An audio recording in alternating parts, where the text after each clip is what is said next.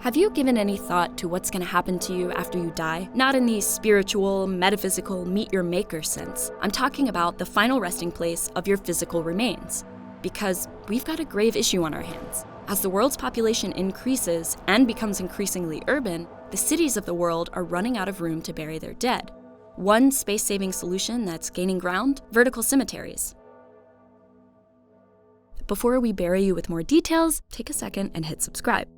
This is Cavalry Cemetery in Queens. Talk about a tomb with a view. There are 3 million people buried here on over 365 acres, making it the largest cemetery in the United States, and it's fully developed. It was built in the 1800s to alleviate New York City's body problem. The city was growing so fast that churchyards had no room to expand. Bodies would get hastily piled into shallow mass graves, causing unimaginable stench, and officials worried it could contribute to disease outbreaks. The solution was to create massive cemeteries on nearby rural land, close enough that people could come visit their loved ones, but far enough away from the city that there would be plenty of room. Spoiler alert, cities kept growing, people kept dying, and now, in cities around the world, cemeteries are out of room.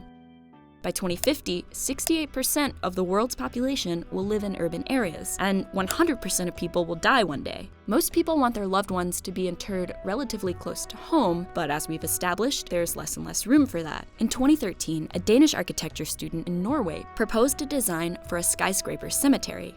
Imagine an airy white framework rising in center city Copenhagen. A crane is a permanent part of the structure. It lifts coffins into place. Year by year, the tower grows taller as more plots are added on top. Eventually, it's the tallest building in the city. Martin McSherry's design didn't win the competition, but it did get a special mention by the judges and generated a lot of controversy and conversation in the press. But it's not exactly a new idea.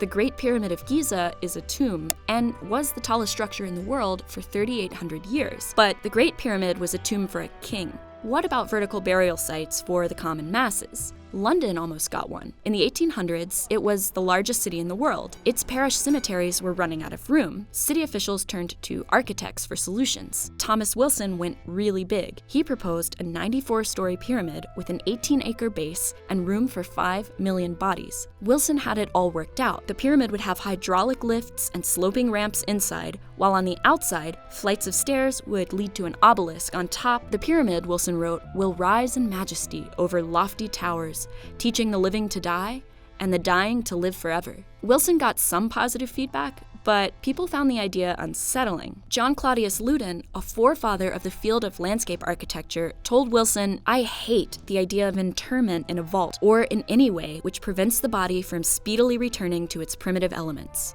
Another paper panned the pyramid, this monstrous piece of folly, the object of which is to have generations rotting in one vast pyramid of death, instead of being quietly mingled with their parent earth and forgotten, is perhaps the most ridiculous of the schemes broached in our scheming age. Instead of Wilson's pyramid, London ultimately built a large garden cemetery, similar to one that had just been built in Paris. This caught on stateside too as the rural cemetery movement. The problem is, what used to be out in the middle of nowhere is now ringed by the city, and these old cemeteries have no space to grow, which brings us back to the vertical solution. The tallest cemetery in the world is this one, in Santos, Brazil. It didn't originate as a skyscraper, but demand for above-ground tombs with a view was steady enough that the owner just kept adding new levels. An even taller skyscraper cemetery has been proposed for Mumbai. The Moksha Tower would accommodate funeral rites from the world's major religions, with space for garden burials, cremations, river burials, and even a Tower of Silence, where bodies are broken down by exposure to the elements and scavenging birds, in the tradition of Parsi Zoroastrianism. While burial isn't the only interment option, cremation is the other big one. Cremated remains take up space too. In Hong Kong, families face waiting periods of up to 5 years for space in a columbarium. That's the building where funeral urns are stored, usually in a niche in the wall, and you can come and pay your respects. Those are getting taller too.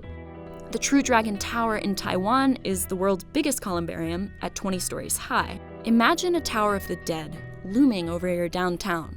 Creepy, or a good reminder that life is fleeting? The thing is, whether you end up in a box or an urn, your loved ones are gonna wanna come to visit you. In some religions, it's considered their sacred duty to keep coming to visit you. So while skyscraper cemeteries might seem morbid, they do answer the very human need for a place to gather and remember our dead.